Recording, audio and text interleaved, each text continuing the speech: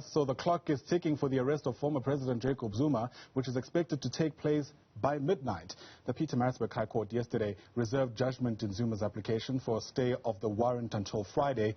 What happens from here on? Let's bring in our reporters. Senior politics reporter Ziyanda Ngcobo is just outside the former president's homestead in Ngcobo. Mnisi also joining us not too far from there. He's outside the local police station. And Ziyanda, perhaps let's start where you're at. If the law is anything to go by as it stands, we may very well see Bheki having to walk into that homestead to get the former president in the next 24 hours. Absolutely, less than 24 hours, I should say, even, Ziyanda. And it's a very complex situation that authorities and the Constitutional Court might find themselves in, just by virtue of the fact that there are two things to consider here. Police Minister Bheki wrote a letter to the Constitutional Court seeking clarity on whether or not he should wait until all the court processes, given the former president's rescission application, should be concluded, or whether then he should continue with the arrest of the former president. He says this is a clarity-seeking letter. However, Ziyanda, we must remember that this is not a legal document. What does this mean then? I'm saying this because ultimately the Constitutional Court does not have an obligation really to respond to the police minister before the deadline lapses, which means then the police minister, as it stands, has an order from the Constitutional Court to arrest former President Jacob Zuma by midnight. And if he doesn't do that, Ziyanda, then he would also be in contempt of court with the highest court in the land. The other side of things here, Ziyanda, is that letter that Bheki wrote yesterday is addressed to the acting Chief Justice, who happens to be one Raymond Zondo, who is also the chairperson of the State Capture Commission, and there may not be an appetite really for him to be the one to respond to that letter that was sent by the police minister. And I tell you what, this letter by the police minister was also raised during court proceedings yesterday. Advocate Ngcobo, during his arguments, saying that the former president has an ongoing obligation, rather, to actually abide by the law. And in fact, that Constitutional Court judgment is in of itself an interdict, and he's described Cela's letter as nonsensical. Let's actually listen into what he argued yesterday, Ziyanda.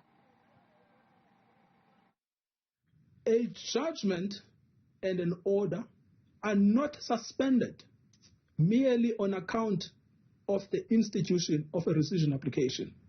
It remains operative. And he does so in the context of Section 18, and he draws a comparison between Section 18 of the Superior Courts Act and Rule 45, capital A. And then he says, you must comply. You may get an order to stay, but you must comply. There is no automatic suspension simply because you have instituted a rescission application. That also puts paid to the nonsensical letter from the police, which is asking the Constitutional Court for clarity. There is no clarity required from the Constitutional Court. The order is manifest. All it needs to be done is to be enforced. Advocate Ngcobo there speaking for the State Capture Commission of Inquiry. Linda, let's bring you in. All things considered, the ball is now in Bheki court. Absolutely, Ziyanda, and the man that has that task is right here in this police station. The Ngcobo police station will have to execute the orders of the Constitutional Court today by midnight. All of that needs to be put out. In fact, when the Minister of Police yesterday, speaking to my colleague Ngcobo, saying that at this point, this letter, they understand that if they don't get any form of clarity, they still understand that there is, of course, that directive from the Constitutional Court that they must now arrest. Otherwise, of course, there will be in contempt of court. Let's take a listen to what he had to say, Ziyanda. We have written the letter and we have put the onus on the court to give us direction.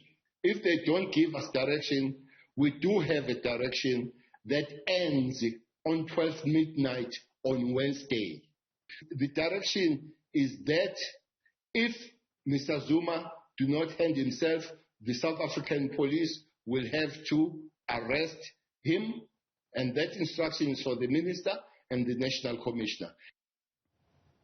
All right, so that's the context around where we find ourselves to be at this stage. Ziyanda, Ngcobo, Linda Mnisi, thanks very much indeed, both at Nkandla, at strategic positions, if you like, as we count down the hours to the possible arrest of the former president.